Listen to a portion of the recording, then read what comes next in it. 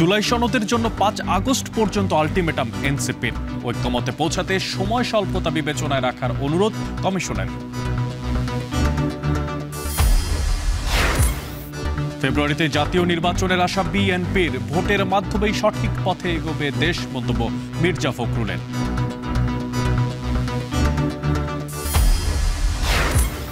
মানবতা বিরোধী অপরাধের মামলায় শেখ হাসিনার অব্যাহতি চেয়ে রাষ্ট্রনিযুক্ত কৌশলের আবেদন, অভিযোগ গঠনের দ্বিতীয় দিনের শুনানি।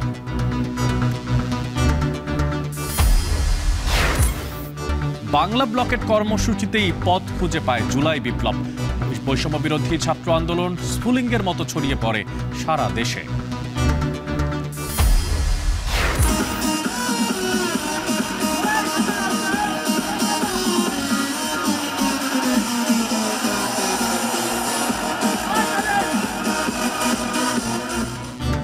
এবং এশিয়ান কাপে জায়গা করে নেয় মধ্যরাতে নারী ফুটবলারদের বাফুফের সংবর্ধনা, বিশ্বমঞ্চে পদচিহ্ন এঁকে দেওয়ার প্রত্যয়।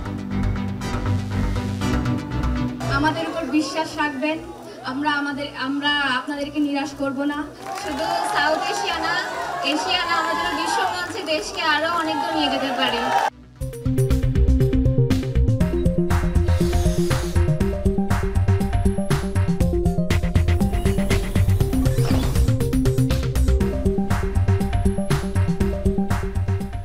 সবাইকে স্বাগত জানাচ্ছি এখন ঢাকায়।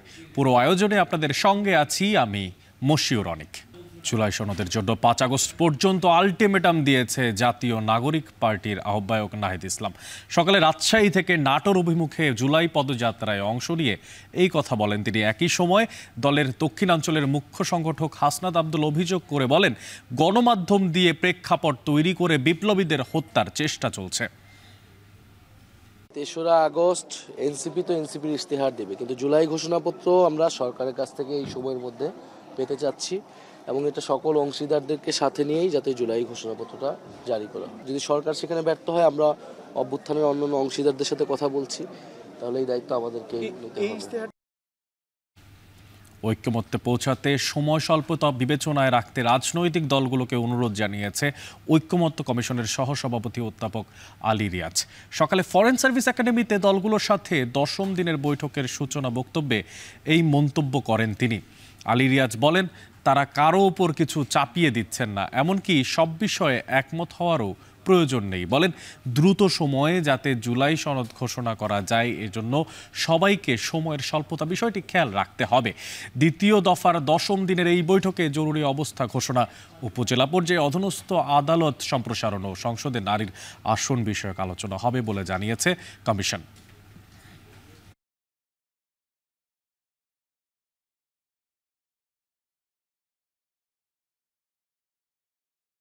কমিশনের পক্ষ থেকে আমি সুস্পষ্টভাবে বলেছি যে কমিশন কিছু চাপিয়ে দিচ্ছে না, সব বিষয়ে একমত হওয়ারও কোনো বিষয় নেই। আমি বারবার বলেছি সব বিষয়ে আমরা একমত হব না।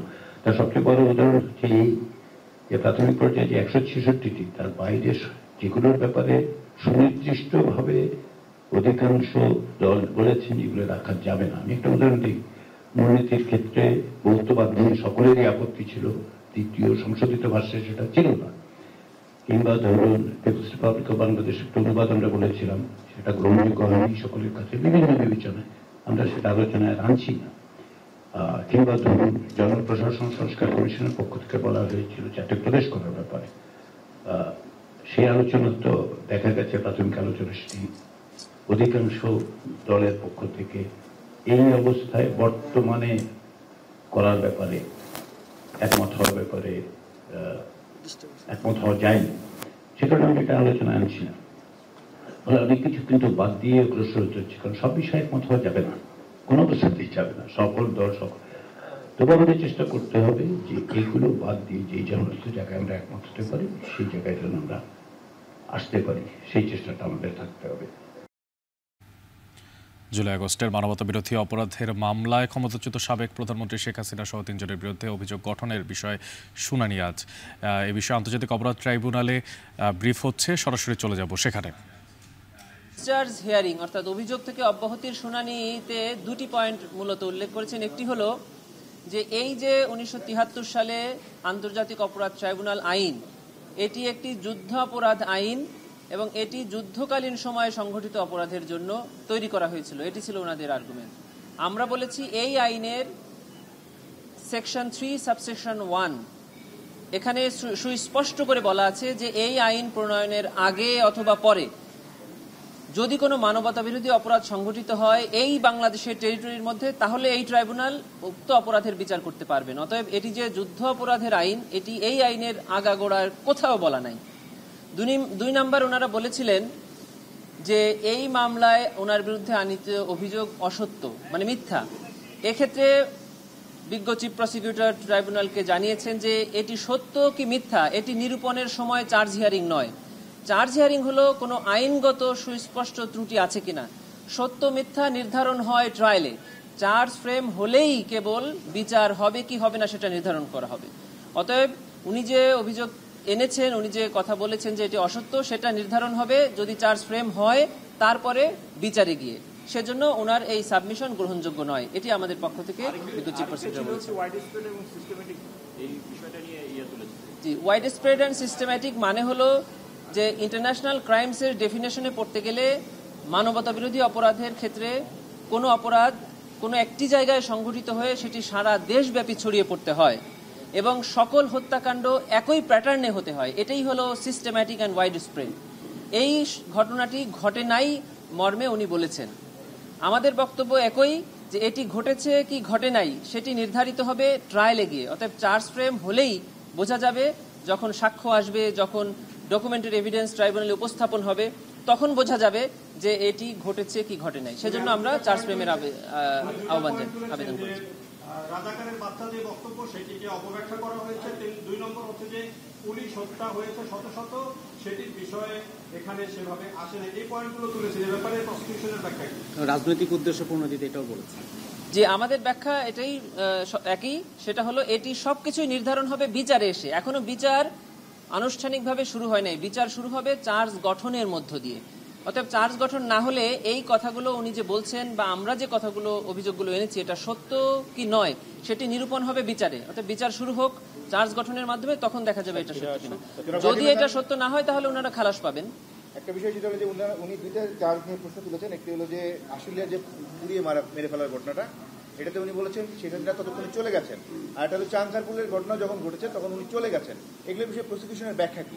ব্যাখ্যা একই, সেটা হলো এই যে এটা সত্য কি অসত্য সেটা বিচারে নির্ধারণ হবে। আর প্রসিকিউশনের পক্ষ থেকে বলেছিলাম যে উনি যে উস্কানিমূলক বক্তব্য এবং অর্ডার দিয়েছেন লেথাল উইপন ব্যবহার করে হত্যা, সেই অর্ডারটা তখনও চলছিল। উনি চলে গেছেন কিন্তু ওনার অর্ডারের এক্সিকিউশনটা, অর্ডারের প্রিভিলেন্সটা তখনও বিদ্যমান ছিল। এজন্য ওই অর্ডারের ফলশ্রুতিতে এই ঘটনাগুলো ঘটেছে, এটাই প্রসিকিউশন। আন্তর্জাতিক অপরাধ ট্রাইব্যুনালে ব্রিফ করছিলেন ট্রাইব্যুনালের প্রসিকিউটর গাজী তামিম। সরাসরি যুক্ত ছিলাম সেখান থেকে। এদিকে জরুরি অবস্থা ঘোষণা, উপজেলা পর্যায়ে অধীনস্থ আদালত সম্প্রসারণ, সংসদে নারীর আসন নিয়ে রাজধানীর ফরেন সার্ভিস একাডেমিতে রাজনৈতিক দলগুলোর সাথে দ্বিতীয় দফায় 10ম দিনের মত বৈঠক করছে জাতীয় ঐক্যমত্য কমিশন। এ নিয়ে আরও জানাতে সেখান থেকে যুক্ত হচ্ছেন জাওয়াদ মাহমুদ। জাওয়াদ, আপনার মাধ্যমে জানতে চাই যে সময় স্বল্পতার কথা আজকে বলছিলেন কমিশনের সহসভাপতি, তো কোন কোন বিষয় দলগুলোর মধ্যে এখন পর্যন্ত দ্বিমত রয়েছে, আর সবশেষ তার ব্রিফিং থেকে এবং সার্বিক অবস্থা বিবেচনা করে আপনি কি দেখতে পাচ্ছেন সেখানে?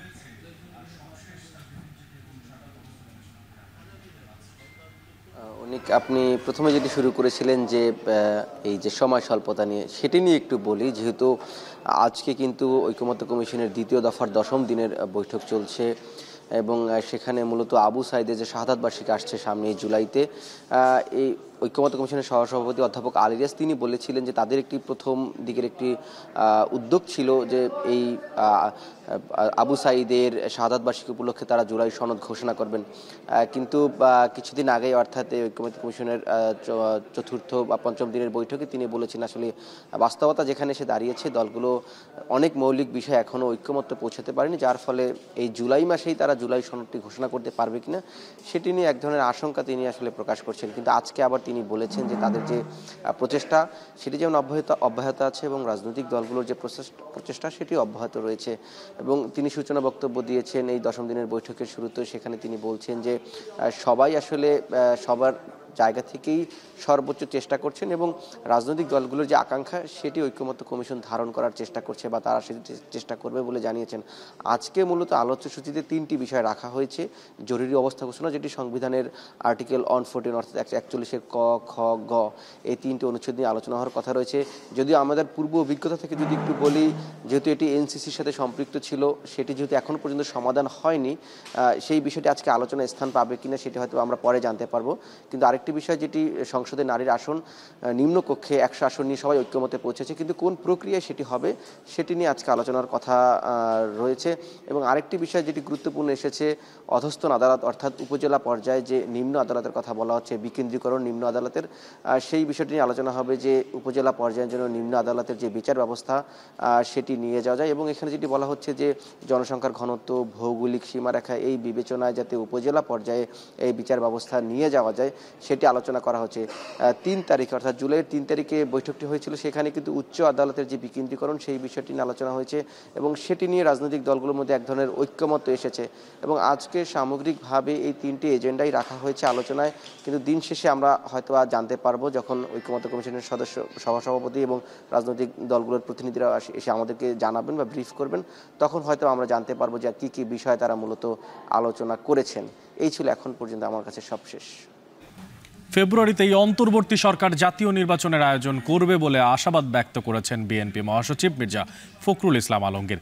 সকালে সিলেটের ওসমানী বিমানবন্দরে এই আশা প্রকাশ করেন তিনি। এ সময় বিএনপির এই শীর্ষ নেতা আরও বলেন, বিএনপির বিশ্বাস নির্বাচনের মাধ্যমেই দেশ সঠিক পথে এগোবে। জুলাইয়ের রক্তাক্ত গণঅভ্যুত্থান যে নতুন পথ দেখিয়েছে তা বাস্তবায়নের জন্য সবাইকে ঐক্যবদ্ধ হয়ে কাজ করার আহ্বান জানান তিনি। এই সময় তিনি দাবি করেন, বিএনপির 60 লাখ নেতাকর্মীর বিরুদ্ধে মিথ্যা মামলা দেওয়া হয়েছে, গুম খুন করা হয়েছে 1000-এরও বেশি নেতাকর্মীকে।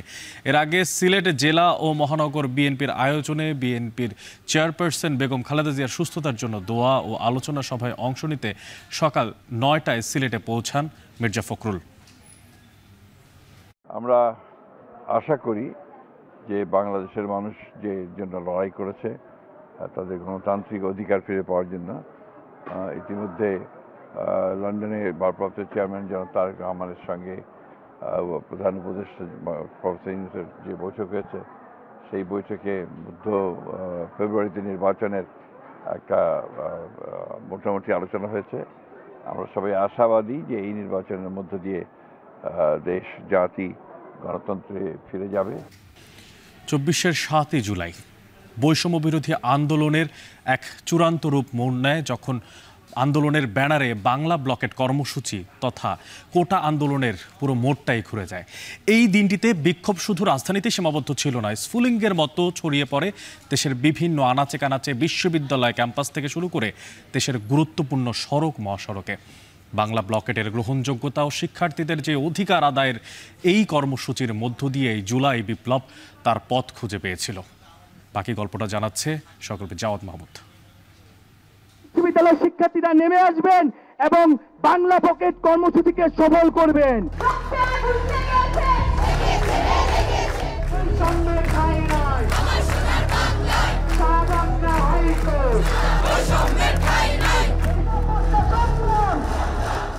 এক অভিনব কর্মসূচি ঘোষণার মধ্য দিয়ে শুরু হয় বাংলা ব্লকেট।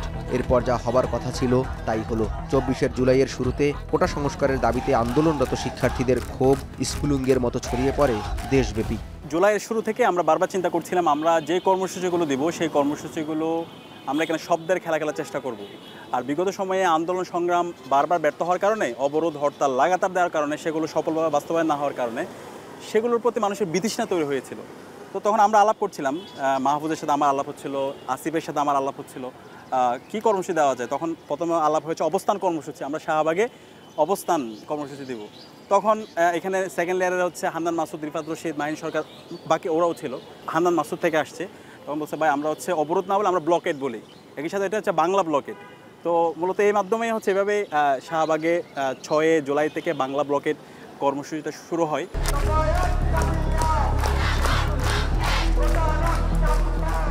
পূর্ব ঘোষিত কর্মসূচি সফল করতে 7 জুলাই দুপুরের পর ঢাকা বিশ্ববিদ্যালয়ের বিভিন্ন হল থেকে খণ্ড খণ্ড মিছিল জড়ো হতে থাকে কেন্দ্রীয় গ্রন্থাগারের সামনে। মিছিল আর স্লোগানে Shahbag, Nilkhet, science lab, Bangla motor, Chankharpul সহ পুরো শহর পরিণত হয় অবরোধের নগরীতে। আমরা কিন্তু বারবার তাদেরকে মনে করে দিতে চাইতাম যে আসলে আমাদের প্রোগ্রামটি 12টা থেকে শুরু হচ্ছে কিংবা 10টায় শুরু হচ্ছে কিংবা বিকেল 3টায় শুরু হচ্ছে। এই যেই কাজগুলো ছিল যখন হচ্ছে শিক্ষার্থীরা তো অনলাইন সোশ্যাল মিডিয়াতে আমাদের কর্মসূচিগুলো দেখতো, তার পাশাপাশি যখন আমরা আবার হলে এসে হলগুলোতে দাঁড়িয়ে যখন আমরা মাইকে আবার প্রোগ্রামের কথা ঘোষণা করতাম, তখন আসলে সেখানে তারা মোর স্পেশাল ফিল করতো এবং মোর কানেক্টেড ফিল করতো। সাধারণ মানুষের একটা বড় ধরনের এখানে সাড়া ছিল। সাধারণ মানুষ আমাদেরকে ভালোভাবে সাড়া দেওয়ার কারণেই আমরা আসলে সায়েন্স ল্যাবে অবস্থানটা ভালোভাবে করতে পেরেছি। যখন আমরা এখানে ব্লকেট করতাম তখন তো আপনার চারপাশের রাস্তাঘাট গাড়িগুলো বন্ধ হয়ে যেত, তখন মানুষ পায়ে হেঁটে এসে আমাদের সাথে আন্দোলনে একত্রতা ঘোষণা করত। শাহবাগের মোড়ে দাঁড়িয়ে আমি যখন কথা বলছি, ঠিক 1 বছর আগে এখানেই কোটা বাতিল সহ 4 দফা দাবিতে বাংলা ব্লকেট কর্মসূচি পালন করেছিল বৈষম্যবিধি ছাত্র আন্দোলনের ব্যানারে আন্দোলনরত শিক্ষার্থীরা। 2024-এর 7 জুলাই দুপুরের পর ঢাকা বিশ্ববিদ্যালয় সহ অন্যান্য প্রতিষ্ঠানের শিক্ষার্থীরা ব্যানার ফেস্টুন নিয়ে জড়ো হতে থাকে এই শাহবাগ মোড়ে। প্রায় ঢাকা অচল করে দেওয়া এই ব্লকেটের মধ্য দিয়েই আন্দোলন এগুতে থাকে বৃহত্তর কর্মসূচির দিকে। ভিন্ন ধর্মীয় কর্মসূচি শিক্ষার্থীদের মাঝে সাড়া ফেলায় রোদ বৃষ্টি উপেক্ষা করে ঢাকা, চট্টগ্রাম, খুলনা, কুষ্টিয়া, টাঙ্গাইল, রাজশাহী, রংপুর সহ সারা দেশের পাবলিক বিশ্ববিদ্যালয়ে পালিত হয় বাংলা ব্লকেট। ফার্মগেটটা তেজগাঁও কলেজের স্টুডেন্টরা এবং এই স্টুডেন্টরা এসে রাখতেছিল। আমরা যখন মতিঝিলের ওই দিকটা যাচ্ছিলাম দেখতেছিলাম নটরডেমের স্টুডেন্টরা অনেক বেশি মাত্রায় নেমে এসেছে এবং সিটি কলেজ, ঢাকা কলেজ এরা সায়েন্স ল্যাবের দিকে আসছিল, নীলক্ষেতের দিকে আসছিল, ইডেন কলেজের মেয়েরা নীলক্ষেতের দিকে ছিল, ওই পাশ থেকে বদরুন্নেসা এরা এসে হলো গিয়া চানখারপুলটা ব্লকেট করে। সো প্রত্যেকে আসলে নিজের দায়িত্বটা ফিল করছিল যে আমাকে আমার নিকটতম যে পয়েন্টটা সেটা ব্লক করতে হবে। 7 তারিখে আমাদের প্রথম একটা খুবই স্বতঃস্ফূর্ত এবং ছাত্রদের অংশগ্রহণটা বহু হারে বেড়ে গিয়েছিল। ইটস বিকজ সবাই যার একটা পয়েন্ট ঠিক করে ওই সব মানে একসাথে সবাই শাহবাগ না এসে সবাই যার পয়েন্টে গিয়ে তখন আন্দোলন শুরু করে, যার কারণে দেখা যাচ্ছে স্টুডেন্টরা যার মতো করে আসলে অর্গানাইজ হয়ে বিভিন্ন পয়েন্টগুলো ব্লকেট করেছিল এবং ঢাকা শহরবাসীকে আমরা একটা বার্তা দিতে পেরেছিলাম যে ছাত্ররা এই দাবিতে আন্দোলন করছে এবং আমরা হচ্ছে আমাদের দাবিটা আদায় করার ব্যাপারে আমরা দৃঢ় প্রতিজ্ঞ। ব্লকেটের বিস্তার, গ্রহণযোগ্যতা ও শিক্ষার্থীদের অধিকার আদায়ের স্লোগানের দৃঢ়তা নতুন মাত্রা পায় এর মধ্য দিয়ে। ফলে বাংলা ব্লকেটের হাত ধরেই জুলাই বিপ্লব অনিবার্য হয়ে পড়েছিল। জওয়াদ মাহমুদ, এখন, ঢাকা। প্রতারক চক্র, এই প্রতারক চক্রের খপ্পরে পড়ে প্রবাসীদের নিঃস্ব আর নির্যাতিত হওয়ার গল্প এ কি নতুন কিছু? এমন কালো ছায়া নেমে এসেছিল দুজনের জীবনে। একজন মুন্সিগঞ্জের রিপন শিকদার আর একজন গাজীপুরের মাসুম মোল্লা। প্রায় 70 লাখ টাকার বিনিময়ে নির্মম বন্দি জীবন থেকে মুক্ত হয়ে ফিরেছেন লিবিয়া থেকে। এদিকে গবেষণা বলছে ইউরোপ যাওয়ার পথে প্রায় 93% ক্যাম্পে বন্দি থাকে আর 79% শারীরিকভাবে নির্যাতনের শিকার হন। অভিবাসন বিশেষজ্ঞরা বলছেন প্রবাসীদের এই মৃত্যুযাত্রা ঠেকাতে সবার আগে দরকার সচেতনতা, আর পাশাপাশি দালাল চক্রকে আইনের আওতায় আনতে সংশ্লিষ্ট কর্তৃপক্ষকে নিতে হবে কার্যকরী ভূমিকা। বিস্তারিত খোঁজ খবর রেখেছেন, গল্পের সারাংশ দিয়েছেন সাজিদা রাফা। আমি আল্লাহর কাছে কইছি, আল্লাহ তুমি সন্তানটা না দে আমার দিও না। ও সন্তানটা পাইছি, আমি খুশি হয়েছি আল্লাহর কাছে। মায়ের বুকে সন্তানের ফিরে আসা, ভয়ঙ্কর নির্যাতন আর জিম্মি দশা থেকে মুক্তি পেয়ে এমন ফেরা যেন স্বপ্নের মতোই। কিছু নাই মানে দালালের মাধ্যমে আপনারা দয়া করে যে দূর টাকা পয়সা আমরা লইয়া দিতে পারেন। ইতালি যাওয়ার হাতছানিতে 2024 সালের জানুয়ারিতে দেশ ছেড়েছিলেন মুন্সিগঞ্জের রিপন শিকদার ও গাজীপুরের মাসুম মোল্লা। ভাগ্যের নির্মম পরিহাসে ইউরোপের দুয়ার পেরোনোর আগেই প্রতারক চক্রের খপ্পরে পড়ে পাচার হন লিবিয়ায়। ক্যাম্পে বন্দি রেখে শুরু হয় দুঃসহ নির্যাতন। জিম্মি করে নির্যাতনের ভিডিও পরিবারের কাছে পাঠিয়ে আদায় করা হয় বিপুল পরিমাণ অর্থ। দিনের পর দিন প্রতারক চক্রকে প্রায় 70 লাখ টাকা দিয়েও নির্যাতন থেকে নিস্তার মেলেনি। এমন বাস্তবতায় তাদের করুণ কাহিনী তুলে ধরা হয় এখন টেলিভিশনে। সংবাদ প্রচারের পর বেসরকারি উন্নয়ন সংস্থা ব্র্যাক ও আন্তর্জাতিক অভিবাসন সংস্থা IOM এর যৌথ উদ্যোগে মুক্তি পান এই দুই ভুক্তভোগী। প্রায় 1.5 বছর নির্মম বন্দি জীবনের অবসান ঘটে তাদের। লিবিয়ার ত্রিপোলি থেকে ২১ জুন বাংলাদেশে পৌঁছান তারা। মৃত্যুর মুখ থেকে ফিরে ভয়ঙ্কর অভিজ্ঞতার বর্ণনা দেন দুই ভুক্তভোগী। তাদের অভিযোগ, দালাল চক্রের প্রধান মোজাম্মেল, নওশাদ, নজরুল, সোহাগ ও হাওলাদার ট্রাভেলস কোম্পানি এ ঘটনার মূল হোতা। জিআর কোম্পানিতে ওই জায়গাতে মারি শুরু করছে, খাবার দেয় না। খাবারের জন্য মনে করেন আমাদেরকে, আমরা বলতাম ভাই একটু খাবার দেন, খাবার দিত না। কানতাম অনেক সময়, আমি কান্না করে আমি বাপের বলতাম যে আব্বা আমার জানটা একটু বিক্রি দেন, আপনি একটু বোঝেন। আমার বাপে দিয়ে যে কানতাম, আমার বাপা আমার কিছু নাই, আমি সব বিক্রি করে দিছি। আমরা নিখোঁজ ছিলাম অনেক দিন, কিন্তু আমাদের পরিবার জানেন আমরা বাইসে আছি না মরে আছি। তারপরে আপনাদের সাথে যোগাযোগ করে আপনারা যেরকম নিউজ দিচ্ছেন, নিউজের মাধ্যমে একটা কেস হয়েছে, কেসের মাধ্যমে আমাদেরকে দেশে আনার পরিকল্পনা নিছিল। কিন্তু মুন্না বলতেছে যে না, এরকমভাবে হইব না, যদি স্টেমে সাইন দাও তাইলে তোমাদেরকে দেশে আনা হইব। ভুক্তভোগীর স্বজনরা বলছেন, সরল বিশ্বাসের সুযোগ নিয়ে বিদেশে কাজ দেওয়ার নামে পাচার করা হয় তাদের সন্তানদের। জিম্মি করে হাতিয়ে নেওয়া অর্থ আর পাশবিক অত্যাচারের বিচার দাবি করেন তারা। আমি সুস্থ বিচার চাই, আমি এটাই চাই যে আমি আমার ছেলের আমি জানভাবে খাইছি। আমি যেমন এই যে ক্ষতি দিয়ে আমার হয়েছে, যেমন টাকা পয়সা সব কিছু, যে আমি যেমন এটা ফিরে পাই অর্থিকা, আমি এটা বাংলাদেশ সরকারের কাছে আকুল আবেদন, এটা আমি চাই। বিনা দোষে বিনা অপরাধে আমার ভিতরে এমনি মারণটি মারছে, আল্লাহ যেমন ওকে বিচার করে, আমি আল্লাহর কাছে বিচার চাই। এটা আমি বাংলাদেশ সরকারের কাছে একটি আবেদন করব, যেন নিরীহ মানুষগুলি যেন মানব পাচারের শিকার আর না হয়, এভাবে যেন ওদের আর কষ্ট না করতে হয়, পরিবার যেন আর না ধ্বংস হয়। ইউরোপের সীমান্তরক্ষী বাহিনীর সমন্বয়ের দায়িত্বে থাকা ফ্রন্টেক্সের তথ্য বলছে, লিবিয়া হয়ে ভূমধ্যসাগর পাড়ি দিয়ে সবচেয়ে বেশি ইউরোপে যাওয়ার চেষ্টা করে বাংলাদেশিরা। ২০০৯ সাল থেকে ২০২৩ সাল পর্যন্ত এই রুটে প্রায় ৭০,০০০-এরও বেশি বাংলাদেশি ইউরোপে প্রবেশ করে। লিবিয়া ফেরত ৫৫৭ জন বাংলাদেশির তথ্য বিশ্লেষণ করে বেসরকারি সংস্থা ব্র্যাক বলছে, তাদের ৬০% পরিবারকে স্থানীয় দালালরা প্রলোভন দেখিয়ে নিয়ে যায়, যাদের ৮৯%ই নানা ঝুঁকিতে পড়েছেন। প্রতিবেদন আরও বলছে, লিবিয়া হয়ে ইউরোপ যাওয়ার পথে ৯৩%ই ক্যাম্পে বন্দী হয়েছেন, আর ৭৯% শারীরিক নির্যাতনের শিকার হন।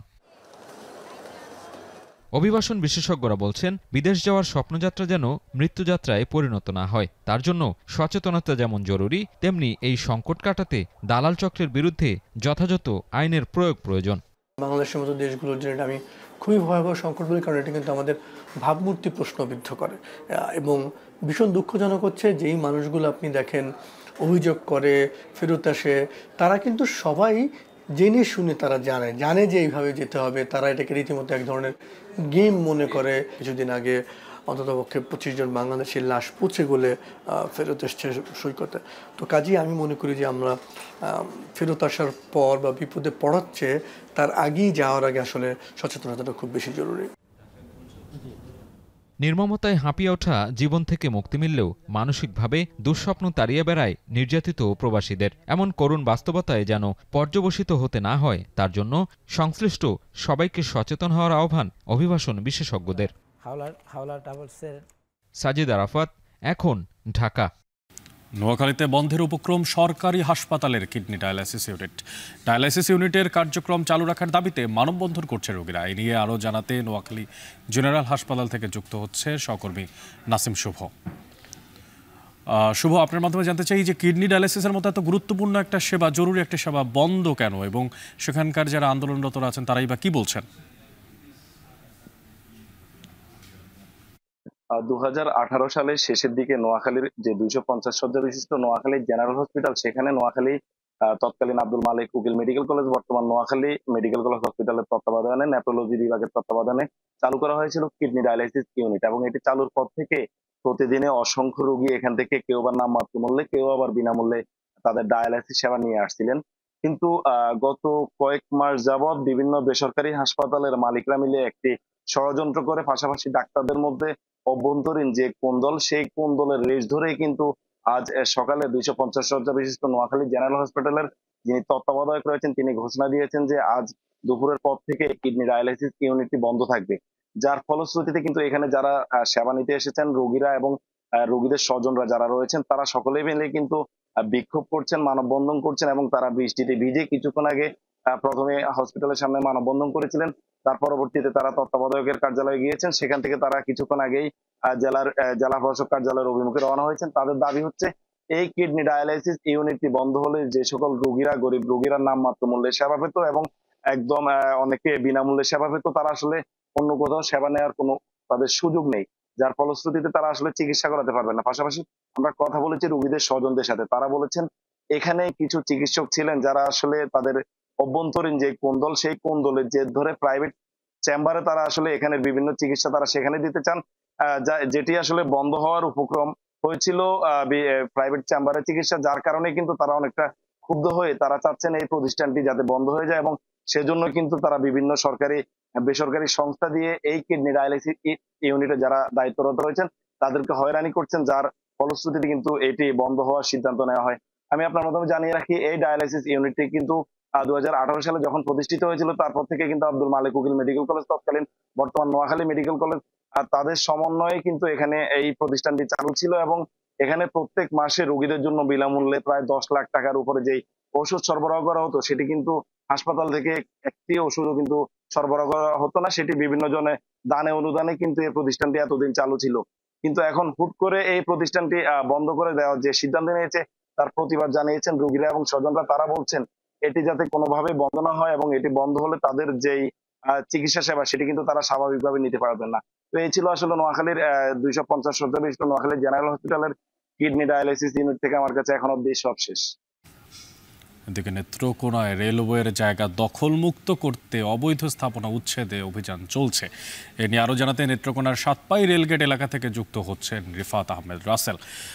রাসেল, আপনার মাধ্যমে জানতে চাই যে উচ্ছেদ অভিযানের সবশেষ পরিস্থিতি সেখানে কি দেখতে পাচ্ছেন?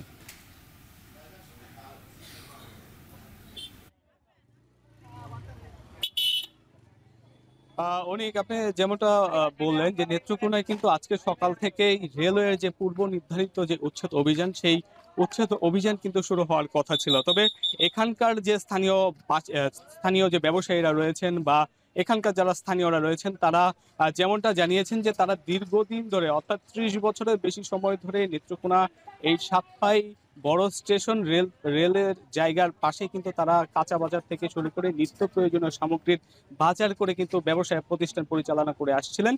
আজকে হঠাৎ করে এই উচ্ছেদ অভিযানের ফলে কিন্তু আজকে সকাল থেকে আমরা যেমনটা দেখেছি তারা দোকানপাট বন্ধ রেখে কিন্তু বিক্ষোভ জানিয়ে আসছেন। কিছুক্ষণ আগেও সড়কের উপর অবস্থান নিয়ে কিন্তু তারা বিক্ষোভ শুরু করেছিলেন।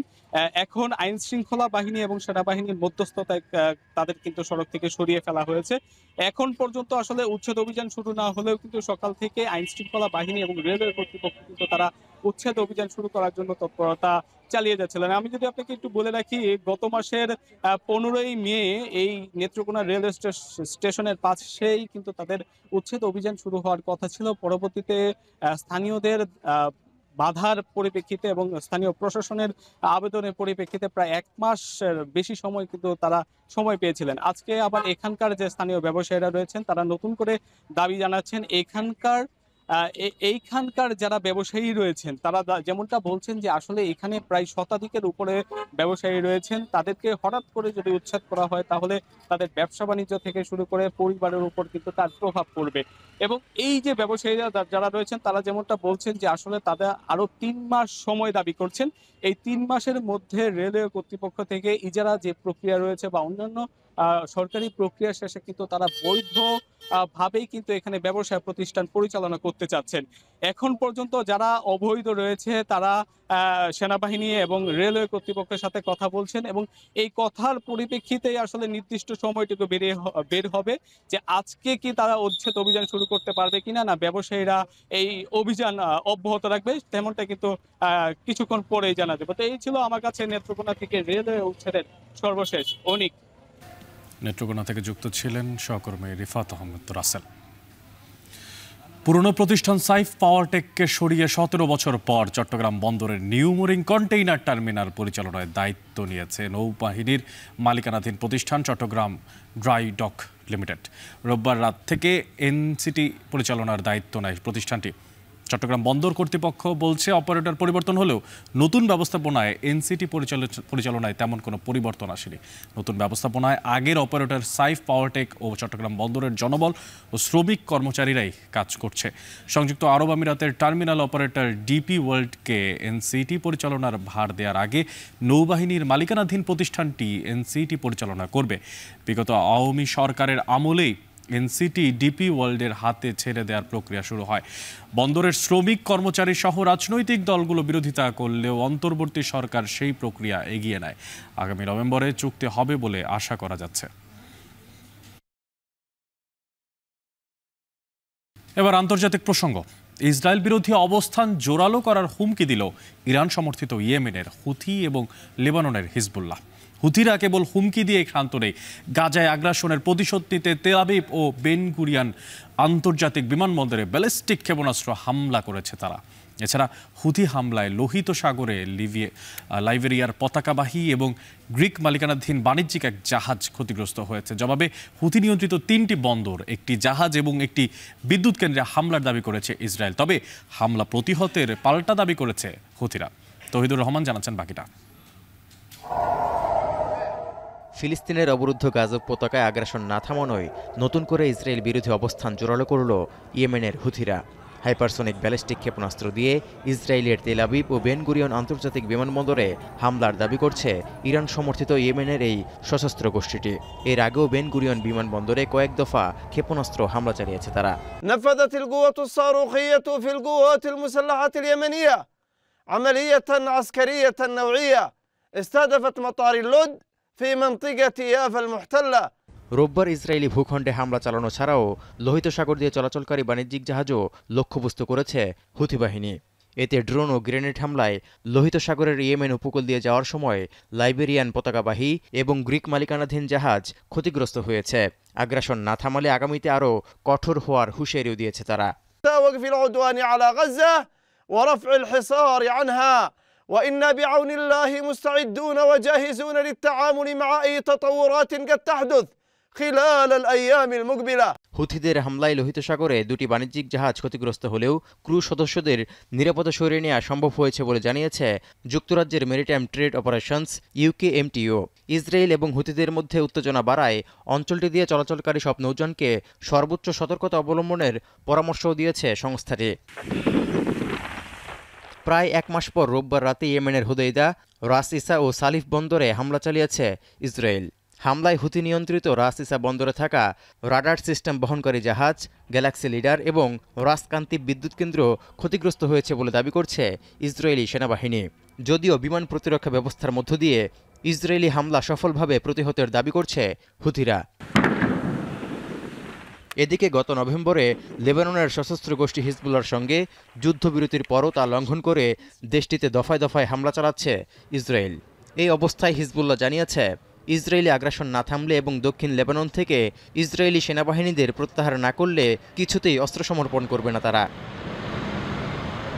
তৌহিদুর রহমান, এখন বিশ্ব। যুক্তরাষ্ট্রের টেক্সাসে আকস্মিক বন্যায় প্রাণহানির সংখ্যা বেড়ে দাঁড়িয়েছে 82 জনে, যার মধ্যে 28 জনই রয়েছে শিশু। এই ঘটনায় এখনও নিখোঁজ রয়েছে 41 জন। মৃত্যুর সংখ্যা আরও বাড়তে পারে বলে শঙ্কা করছে টেক্সাস রাজ্য সরকার। এছাড়াও অঙ্গরাজ্যটিতে আগামী 2-1 দিনের মধ্যে বড় ধরনের ঝড়ের পূর্বাভাস দিয়েছে মার্কিন আবহাওয়া বিভাগ। আর এমন পরিস্থিতির মধ্যেই শুক্রবার টেক্সাস সফরে যাবেন মার্কিন প্রেসিডেন্ট ডোনাল্ড ট্রাম্প। বাকিরা জানাচ্ছেন জাহানারা ভুইয়া। টাইমল্যাপসের এই ছবিটি যুক্তরাষ্ট্রের টেক্সাস অঙ্গরাজ্যের গুয়াডালুপ নদীর আকস্মিক বন্যার। শান্ত নদীটি কয়েক মিনিটের ব্যবধানে কিভাবে অশান্ত হয়ে ফেঁপে ওঠে তাই দেখা যাচ্ছে এতে। মুহূর্তেই পাড়ে থাকা ক্যাম্প ও বসতিতে প্রবল স্রোতে ঢুকে পড়ে নদীর পানি। এটি মূলত বিপর্যয়ের কারণ। সে সময় নদীর ধারে মিস্টিক ক্যাম্পে গ্রীষ্মকালীন ছুটিতে ঘুরতে আসা একদল শিশুও হারিয়ে যায় পানি স্রোতে। সে সময় তারা গভীর ঘুমে ছিল বলে জানা যায়, যাদের মধ্যে বেশ কয়েকজনের মরদেহ উদ্ধার করা হয়েছে। তবে ঘটনার 3 দিন পেরোলেও এখনও মেলেনি বেশ কয়েকজনের খোঁজ। এতে শোক স্তব্ধ টেক্সাসের বাসিন্দারা। At Camp Mystic, I had 5 granddaughters in Camp Mystic, and they finished their first session and they're home now. But some of their friends were there for the second session, and my heart goes out to all those little girls. It's killing me, and I know I know a very young counselor who actually stayed at our house right before she went to be her first year counselor. She was one of the people that grabbed a kid and the kid floated away. Reuters জানায় গেল 1 মাস ধরে চলা একটানা প্রবল বৃষ্টি আর সবশেষ বৃহস্পতিবারের অতিবৃষ্টিতে টেক্সাসের গুয়াডালুপে নদীর পানির উচ্চতা 29 ফুট পর্যন্ত বেড়ে গিয়ে লোকালয়ে ঢুকে পড়ে। এতে ব্যাপক ক্ষতির মুখে পড়ে কার কাউন্টি। টেক্সাসের এই ঘটনাকে ভয়ঙ্কর বলে উল্লেখ করেছেন অঙ্গরাজ্যটির গভর্নর গ্রেগ অ্যাবট। সেই সঙ্গে এতে প্রাণহানির সংখ্যা আরও বাড়তে পারে বলেও শঙ্কা তার। Especially in the Kerrville area, there were so many people who were just camping out, not children in camps, but adults camping out near the river, people in RVs and things like that. There are people who are missing who are not on the known confirmed missing because we don't yet know who they are. We will maintain our ongoing search throughout the entire river system to find anybody who may be missing. এমন পরিস্থিতির মধ্যেই আশঙ্কার পাল্লা আরও বাড়িয়েছে মার্কিন আবহাওয়া দপ্তর। আগামী 2-1 দিনের মধ্যেই টেক্সাসে আরও বড় ধরনের ঝড়ের পূর্বাভাস দিয়েছে দেশটির আবহাওয়া বিভাগ, যা আরও বড় ক্ষতির কারণ হতে পারে। শুক্রবারের পর বৃষ্টিপাতের পরিমাণ সর্বোচ্চ কমে গেলেও নিশ্চিত হওয়ার সুযোগ নেই টেক্সাস কর্তৃপক্ষের, তাই সবাইকে সতর্ক থাকার আহ্বান স্থানীয় সরকারের। টেক্সাসের এই ঘটনাকে বড় ধরনের বিপর্যয় হিসেবে ঘোষণা দিয়েছেন মার্কিন প্রেসিডেন্ট ডোনাল্ড ট্রাম্প। আগামী শুক্রবার দুর্যোগ কবলিত টেক্সাস সফরে যাওয়ার কথা রয়েছে তার। জাহানারা ভুঁইয়া, এখন বিশ্ব। এবার খেলার প্রসঙ্গ। বেশ বেশ বেশ সাবাস বাংলাদেশ, ইতিহাস করে দেশে ফিরেছে জাতীয় নারী ফুটবল দল। 7 ঘন্টার দীর্ঘ বিমান যাত্রার পরও ক্লান্তির লেশ মাত্র নেই তাদের চোখে মুখে, বরং হাতির ঝিলের সংবর্ধনা অনুষ্ঠানে আফিদা ঋতুপর্ণারা শোনালেন নতুন লক্ষ্যের কথা। জানালেন এশিয়ার পর তাদের চোখ এখন অলিম্পিক আর বিশ্বকাপের মঞ্চে। তবে এই যাত্রায় তারা পাশে চান দেশের সর্বস্তরের মানুষকে। বিস্তারিত জানাচ্ছেন আরিফুল সাহাব।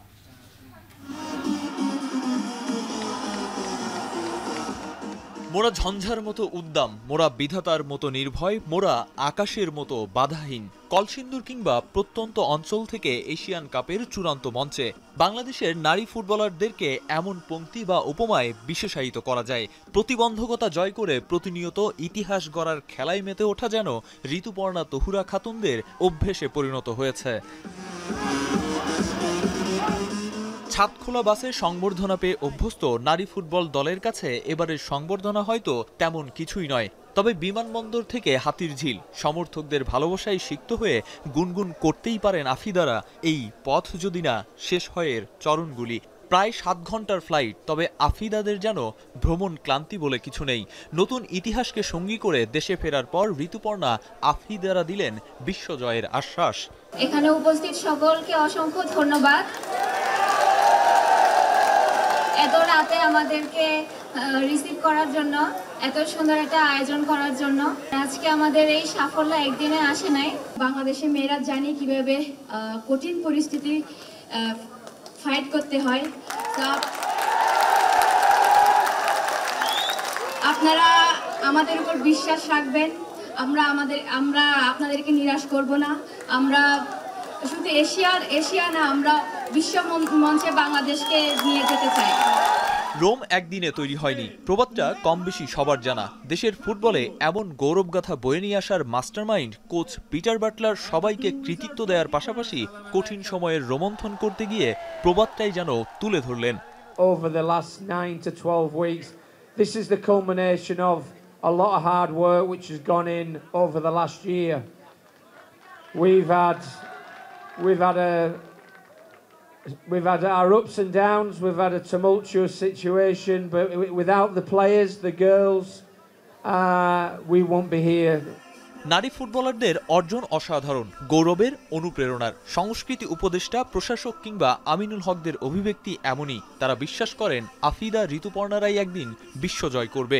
আমরা যদি প্রপারলি তাদেরকে নার্চার করতে পারি, সাপোর্ট সিস্টেম দিতে পারি, তারা অনেক দূর যাবে। They will go long way. আমি এখনই ওয়ার্ল্ড কাপ বলতে চাই না, but they can go there for sure. Bangladesh নারী ফুটবল দল যেই সাফল্য অর্জন করেছে এবং সেই সাফল্য অর্জনকে অবশ্যই অনেক বেশি প্রেরণার, অনেক বেশি উৎসাহের। সংবর্ধনা, প্রতিশ্রুতি, বর্ণিল আয়োজন এসবে নারী ফুটবলাররা এখন বেশ অভ্যস্ত। তারা অভ্যস্ত প্রতিশ্রুতি পূরণ না হওয়ার অভিজ্ঞতাতেও, বেতন বোনাসের অনিশ্চয়তায়, নিরাপদ খেলার জায়গার অপ্রতুলতায়, প্রাপ্য সম্মানের জন্য যুদ্ধ করতে। নানা প্রতিবন্ধকতা জয় করে যারা বারবার দেশকে সাফল্যে রাঙায়, এবার সময় এসেছে তাদের প্রাপ্যটা সত্যিকার অর্থেই বুঝিয়ে দেয়ার। আরিফুল ইসলাম সাহাব, এখন ঢাকা। আর এর মাধ্যমে শেষ করছি এখন ঢাকা। তবে যাওয়ার আগে শিরোনামগুলো জানিয়ে দিচ্ছি আরো একবার। জুলাই সনদের জন্য 5 আগস্ট পর্যন্ত আলটিমেটাম এনসিপির। ঐক্যমতে পৌঁছাতে সময় স্বল্পতা বিবেচনায় রাখার অনুরোধ কমিশনের।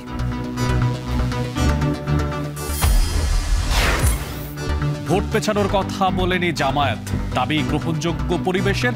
ফেব্রুয়ারিতে নির্বাচনের আশা মির্জা ফখরুলের।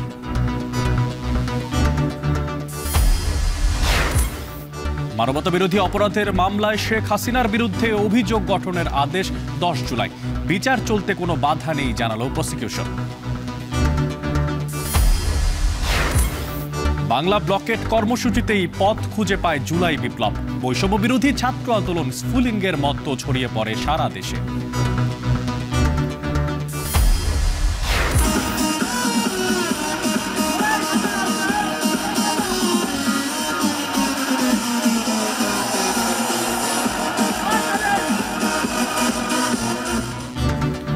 এশিয়ান কাপে জায়গা করে নেয় মধ্যরাতে নারী ফুটবলারদের বাফুফের সংবর্ধনা। বিশ্বমঞ্চে পদচিহ্ন এঁকে দেওয়ার প্রত্যয়। আমাদের উপর বিশ্বাস রাখবেন, আমরা আপনাদেরকে নিরাশ করব না। শুধু সাউথ এশিয়া না, আমরা যেন বিশ্বমঞ্চে দেশকে আরো অনেক দূর নিয়ে যেতে পারি। এই ছিল এখন ঢাকার আয়োজনে। এখন টেলিভিশন ওয়েবসাইটে দেখতে ভিজিট করুন www.ekhon.tv। এছাড়া এখন টেলিভিশন ফেসবুকে দেখতে ভিজিট করুন facebook.com/tv.ekhon এবং ইউটিউবে এখন টেলিভিশন দেখতে ভিজিট করুন youtube.com/c/ekhon tv।